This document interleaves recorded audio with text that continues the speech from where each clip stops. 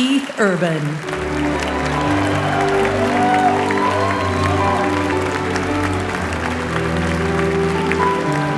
Thank you. God, I love that film.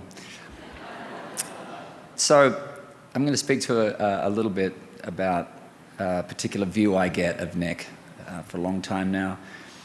But I'll start with the fact that we met in January 2005. We were being honoured at this event called G'day LA, which sounds a bit like a pickup line from Crocodile Dundee. We chatted very briefly. I was trying to play it cool, but inside I felt like I'd snuck into the Royal Ball, simply because Nick had such a truly otherworldly aura about her, and I felt a bit like I was meeting a real-life princess. I know a lot of you can relate to that. And despite all of that, I did manage to get her phone number on a tiny piece of paper, and I carried that number in my pocket for well over a week. I pull it out and look at it, put it back in my pocket. I was scared. I was nervous to call her. And as prone as I might have been at the time to all sorts of delusional thinking, even I couldn't stretch that to think that this extraordinary woman would ever see anything in a guy like me. And that's not me being humble, that's literally how I saw myself and her.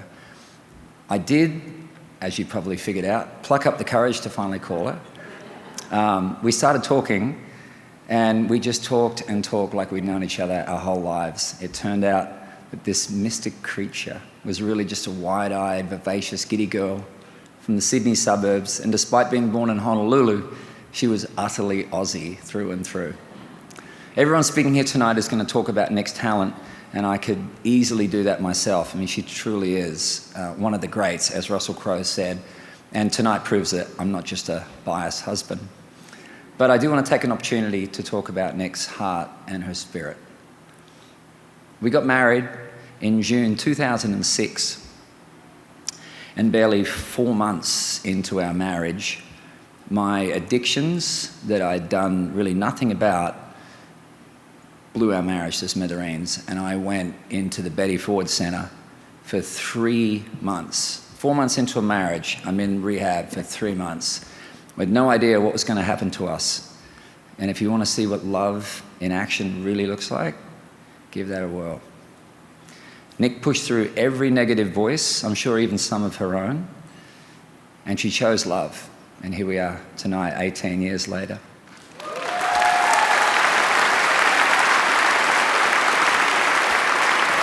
But that's the thing about Nick. She loves life. She loves and she loves life. I've actually never met anyone who has such a passion for being alive. She's got a bit of ready, fire, aim about her. Thank God. Because it's fun as hell to be around, because anything can happen at any moment. She's endlessly curious. She dives in head first, and she follows with little to no thinking at all of the consequences. Perfect. It's so pure in all the right ways. And she's also preserved her inner little girl beautifully, admirably. Consequently, Nick's not jaded. She's not cynical. She's definitely not complacent. And she's not afraid to be afraid. I mean that professionally and also personally. If something, someone, some story speaks to her in some way, she wants to explore it. So even her film choices often have a bit of a zigzag pattern to them. Okay, Lyle, I'm going to tell you guys one acting story about Nick, and it's to do with the first time I was on a set. I'd never been on a set before. I'm on a set, Nick's filming. She's out in the street, and in the scene, she has to watch her child get hit by a car. So I'm in catering. I hear this primal maternal wail, and I go rushing after her before I realise it's not actually happening. But every fibre of my body, every part of me believed that it was real. It was eerie, and I still feel a little bit disturbed about it right now. I mean, because Nick, I've always said this about her, she doesn't act, she accesses. She portals emotionally, mentally, physically, and her eyes, man, those eyes on camera. She can tell a whole story and never utter a word. When it comes to our family, though, Nick is an amazing communicator. She was the first person I ever met who literally says things like, "Are you venting or are you asking my opinion? How does that make you feel? Do you want my help? How can I help?" But one of the things people don't know about Nick is when I met her, she was living in New York City, completely alone, in a rented apartment in Chelsea. And she would say things to me like, "I don't need anyone. I can take care of myself." I had to push through all of that to let her know that you don't have to do that anymore, Nick. I'm here and I'm going to love you through everything. And I mean everything. Even the highs and lows of a long career.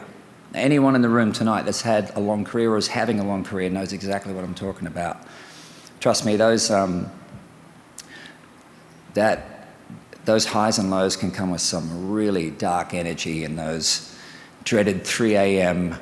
feelings of complete failure. We've also navigated deep grief together with the loss of both of our dads, but also the joys of births and now raising a family, our 2 girls, Sunny and Faith, here tonight.